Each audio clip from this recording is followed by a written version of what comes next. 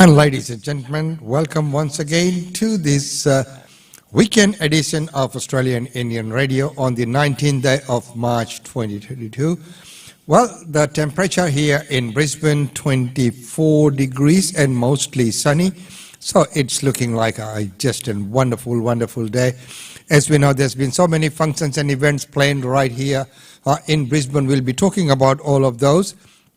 But don't forget that today, right after the news segment, we have a very, very special interview with Sudesh Kumar, the founder and CEO of Capellia. So that's coming up at 10. Please stay tuned with that. We'd like to see all of you joining in with that. But right now, let's get on with the news and get the top stories for today with the courtesy of ABC. Hello, Michael Tetlow with the headlines on ABC News. Russia has attacked the western city of Lviv, less than 70 kilometres from the Polish border. Missiles struck an aircraft repair plant at Lviv's international airport. The city itself is usually a safe haven. Low and middle income Australians look set to receive one-off payments to help compensate for higher costs of living. The payments will be outlined in just over a week in the federal budget. 3 senior members of the Federal Labor Party have denied bullying Senator Kimberley Kitching, who died last week. But Penny Wong has revealed she apologised to her in 2019 over a comment about Senator Kitching being childless. The Great Barrier Reef is being hit with another widespread bleaching event. A UN delegation is heading to Australia to weigh up whether it should be added to the World Heritage in Danger list. Hundreds of items once owned by Elvis Presley have made their way from Graceland to Bendigo. Priscilla Presley has visited the city to launch an exhibition honouring her former husband. And Nick Kyrgios has crashed out of the Indian Wells tennis tournament in a fiery encounter that saw him clash with a fan and the umpire. Those are the headlines from ABC News. From the team, take care. Bye for now. And take care and welcome once again to Australian Indian Radio's live broadcast on the 19th day of March. As I mentioned, today is a very special day. We will have a very special interview with Sudesh Kumar of Capellia, and that is coming up right at 10 a.m. today. Well, right now, let's take a look at what else is making news on this day. 90 years back, this is what happened. What does everybody say? It's the bridge we've been waiting for. Like a giant of steel, at last the dream is real. Doesn't it make you feel you love old Sydney more? Right across the dear old harbour, there's an ever-open door. Australia's sons, let us rejoice. It's the bridge we've been waiting for.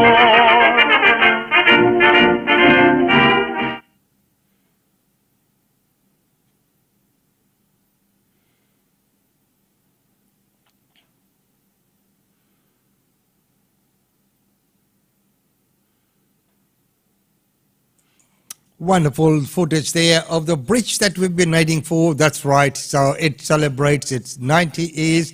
And what an amazing, amazing foresight that people had at those time. You know, it completed, was open to public 90 years ago. So, you know, it took a while to build. So, but anyway, having that kind of foresight and vision to build something like that, which is today, even till today, an icon and iconic, and Sydney is always remembered with the two things.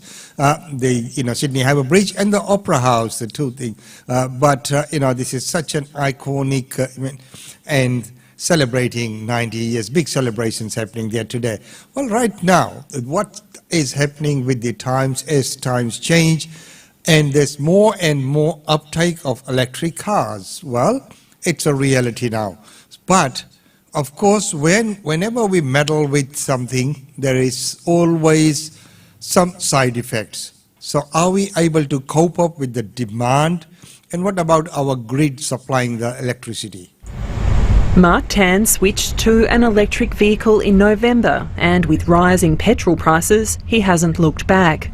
I have spent probably, $10, $15 in sort of electricity costs, and I've driven 3,000 kilometres. But like many EV owners, charging at home is an issue. I can charge it with a normal extension cord, and that will take me, roughly 2 days to go from 0 to 100. He plugs in at his local shopping centre instead, but Mark's options are changing. He's among 200 people to sign up to a smart charger trial. If you can imagine a normal charger, a customer gets home, plugs it in and their EV, charges up immediately. With the use of the smart chargers, we can shift that charging to a later period of the day when there's less pressure on the grid. It's grid aware. It can anticipate and understand how the grid is performing, when energy is cheap, for example, when solar and wind is available, because you'd ideally love to charge your electric vehicle off solar and wind.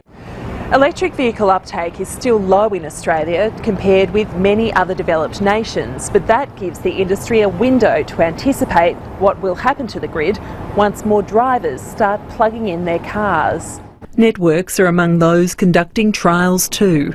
The electricity networks are really trying to get ourselves ready to be able to manage the additional load that's coming with electric vehicles and ensure that we can do that in a way that doesn't lead to large amounts of electrical investment in new infrastructure, which ultimately would lead to additional costs for customers. Initial results from the trial are expected later this year. Amy Bainbridge. And of course, it will be some time before all this technology becomes available, but it's inevitable, but it will happen.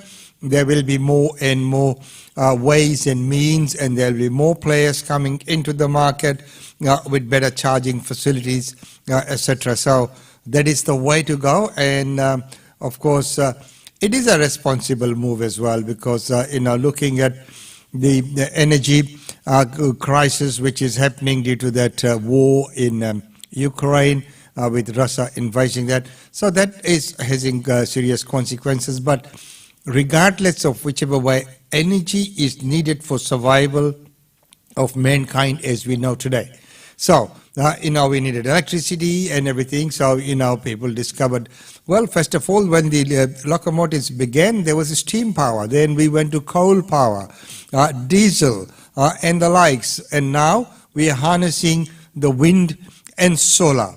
Of course, immediately we don't see any problem, but mark my words, further down the track, if we just keep on using all the solar and wind energy, wind is slightly different, but all the solar energy that's available in the atmosphere, there will be consequences. So, but now we're looking towards electric cars.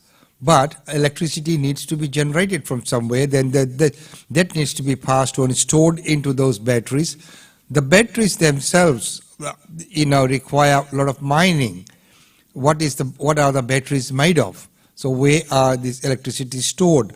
So, the lithium in the batteries does not just come by itself, it has to be mined. So mining in some different form cannot be overlooked. So that's still happening. So anyway, these are some food for thought. Right now, the story about that bullying cases and the federal Labor members deny the bullying, as was mentioned in our the opening top stories. Here's that story in detail. But will you even investigate her concerns? For the first time in a long time, Anthony Albanese's not keen to talk. We're not seeking to be disrespectful, but of course these are allegations that she has made. Kimberley Kitching's funeral is on Monday. The Labor leader and his deputy say now isn't the time to deal with claims she was bullied. Right now, it is about honouring Kimberley Kitching. I want to thank my colleagues. But other friends and close colleagues of Senator Kitching see it otherwise, telling the ABC now is the right time, backing Kimberley Kitching's claim she was bullied, ostracised and isolated by senior Labor figures, Penny Wong, Christina Keneally and Katie Gallagher. Penny and Christina and Katie are absolutely terrific colleagues. They have refuted today some of the statements that have been made. The Senate leadership team issuing a joint response. Given the hurtful statements that continue to be made, we feel it necessary to respond. The allegations of bullying are untrue. But Penny Wong has admitted to making an offensive comment to Senator Kitching in 2019, which was revealed by the ABC at the time. Well, if you had children, you might understand why there is a climate emergency. Penny Wong, I think, in a very classy way, has said that there was an exchange that she regretted. Senator Wong says she apologised to Kimberley Kitching in the wake of the ABC report and understood that apology was accepted, and she deeply regrets pain these reports have caused. Do you think that there is a bullying culture within the ALP that you need to address? No, I don't. That's not to say that we can't always look to do better. He's got some uncomfortable questions that he needs to answer. The Labor Party is adamant it never received a formal complaint from Senator Kitching, but that's irrelevant, her allies say. She's known to have raised bullying claims with Richard Marles and a councillor employed by Parliament, but they wouldn't count under the ALP's complaints handling process anyway. Kimberley Kitching's parliamentary friends insist this isn't over and want a full investigation. Andrew Probyn, ABC. And a full investigation is what's, but now that is a very, very, very sad news. And of course, on her passing away now, people are, fighting with it. Of course, these things need to be brought to the surface, but maybe the timing, is it the right timing? Well, her colleagues and friends believe, yes, it is the right timing, but other members believe this is not the right timing. This is the time to pay respect to the deceased. Well, right now we're going to, as we touched on in our opening headlines, the once-off payment by federal government to overcome the situation that we are in, the hardship payments. Let's take a look at that report in detail. A Prime Minister handed a budget gift. Record commodity prices filling government coffers. The economy is booming. Treasury, my dear man. But not everyone is feeling the benefit. Well, I think a lot of families are finding it tough right now. Australian resources are in demand as the world turns its back on Russia. But conflict in Ukraine has sent oil prices through the roof, and families are feeling the pain at the bowser. Petrol's a joke. Leilani is a single mother of two with difficult choices to make. If I fill my car up, it's usually means that I can't sort of get certain groceries or certain things or pay for the internet. The Treasurer says help is on the way. There will be measures in the budget that will address the cost of living pressures. The ABC has been told that includes one-off cash payments for those struggling to make ends meet. Temporary, targeted and proportionate to the challenge we face. It's a familiar formula, with cash payments helping many through the pandemic. That was great at the time. And then they took it all off us and it just put everyone way back. A one-off payment would provide some temporary relief, a band-aid fix if you like. And there's a trade-off. A cash payment could mean an end to the low and middle income tax offset. Despite its name, actually most of the benefit of that measure went to people on higher incomes. Labor is reserving its judgment for now. Typically, in the lead up to a budget, we hear all kinds of things floated. They're not always in the budget. By his own admission, the Treasurer is attempting a difficult balancing act. He recognises that many families need help to pay the bills, but being too generous could increase inflation. And if he's not generous enough, then the government won't get the budget bounce it really wants ahead of the election. Henry Bello, ABC News. And a tough balancing act there for the Treasurer, as is mentioned, but of course this will be a welcome move to many in need. Well, right now, going to the international news right now, China battles for that another COVID outbreak. Long queues forming in cities across Jilin province as residents flock to get tested for COVID-19. The more than 10,000 cases recorded nationwide in the first 2 weeks of March far exceed previous outbreaks, but China's still working to drive those numbers down. The National Health Commission says China's overall zero COVID policy is still effective in battling the Omicron variant, but faster, quicker, stricter measures are needed. Millions are banned from travelling in and out of their areas without informing police for fear of spreading the disease. A team of 75 medical workers from the mainland have been sent to Hong Kong to battle the outbreak there, where there have been more than 20,000 cases a day for the past 2 weeks. Now, as the mainland team has arrived, we can work with them and provide more beds. They can improve our medical level and reduce severe cases and lower the fatality rate, so we welcome them very much. Hong Kong's not yet shutting down like nearby business centre Shenzhen, where its 17.5 million population also has to undergo a series of 3 COVID tests per person this week. The epidemic situation is becoming increasingly serious, so this will objectively have a certain impact on the recovery of the local economy. However, from a national perspective, the situation of epidemic prevention and control in the country is generally stable, and economic functions have also remained stable. Officials also say the situation in Jilin, Guangdong and Shanghai have yet to peak. Modelling by Lanzhou University suggests China could record up to 35,000 positive cases before the outbreak is potentially brought under control in early April. Yvonne Yong, ABC News.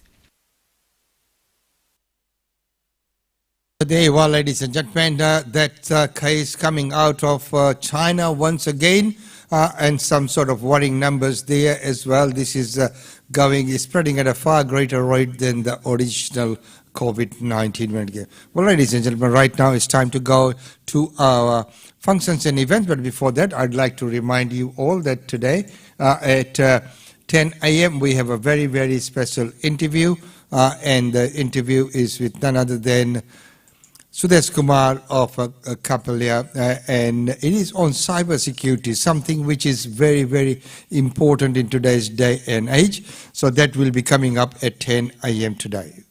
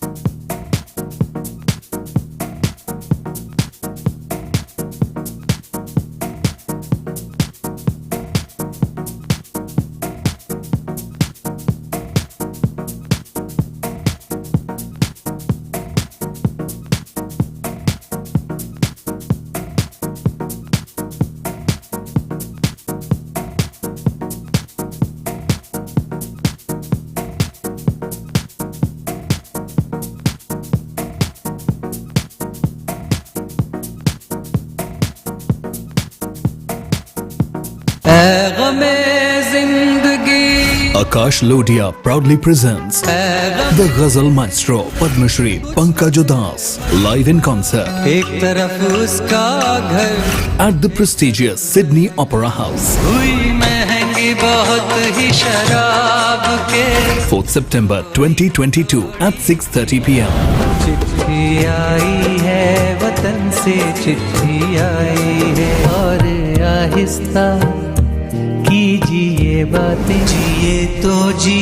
Pankaj Udas celebrating 40 years of his musical journey in a one and only mega concert accompanied by his musicians from India. Be there to witness the living legend Pankaj Udas live in concert to celebrate his musical milestone. Tickets on sale now from www.sydneyoperahouse.com. Well, a concert not to be missed, and of course we will be speaking to the promoter Akash Lodhia probably next week to find out about how the promotion is going and what the ticket sales are like, and how people from Brisbane could also be going to that once in a lifetime beautiful concert in the Sydney Opera House, the venue which is very, very renowned for concerts like that. And don't forget that today at 10 a.m. we'll be joining Sudesh Kumar from Kapalia, talking about cybersecurity, a great initiative and a wonderful interview. See you all back at 10 a.m.